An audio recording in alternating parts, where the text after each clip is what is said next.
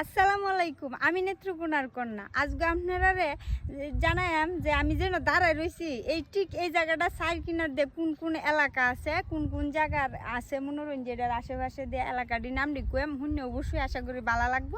আর এই এলাকাটি খুব কম মানুষই আছে যে চিনে না। নেত্রকোনা সদরের ভিতরে বেশিরভাগ মানুষই মোটামুটি চিনে। তো ফইলাই হলো কে মনোরঞ্জন এদিক দিয়ে আছে কুরফারটা এদিক দিয়ে মনোরঞ্জন সূর্যটা সোজা করে দেখতেছেন যে এই সাইডটার এদিক দিয়ে লোকে কুরফার আছে। আচ্ছা, কুরফারের পর হইলেন যে আমরা আবব্বাস কলেজটা যায়।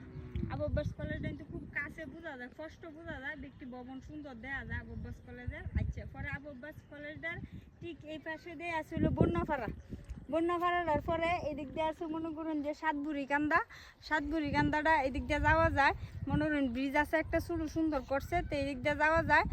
আর এরপরে ওইলো গিয়া আছে মনোরঞ্জন এদিক দিয়ে আছে ওইলো গিয়া কতিপ নৌকা আছে, পরে আছে বলাই নৌকা। তো মনোরঞ্জন এটি সুন্দর, এই যে জায়গাটা বলাই নৌকা মনোরঞ্জন এই জায়গাটি চিনা না খুব কম মানুষই আছে, তো এই জায়গাটি খুব ভালো লাগে। তো এই জায়গাটার মাঝখানে ভিডিওটা বানাইয়া খুবই মনটা শান্তি লাগছে, কারণ ওই যে সুলিয়াতুড়ি এলাকার মাঝখানে আইতে পারছি, আয়া ভিডিওটা বানাইতেছি, খুব ভালো লাগতেছে। আর এই জায়গাটি চিনে না খুব কম মানুষই আছে, যারা চিনুন অবশ্যই কমেন্টে জানাবেন, খুব ভালো লাগবো। আর এই আবব্বাস কলেজের পাশের বিল্ডিয়া মোটামুটি অনেক মানুষই চিনে জানে, শহর বন্দর দেশ বিদেশের মানুষ আছে সবাই চিনে জানে, কারণ এই কলেজে অনেক ছাত্রছাত্রী পড়াশোনা করে গেছে, রানিং পড়াশোনা করতেছে।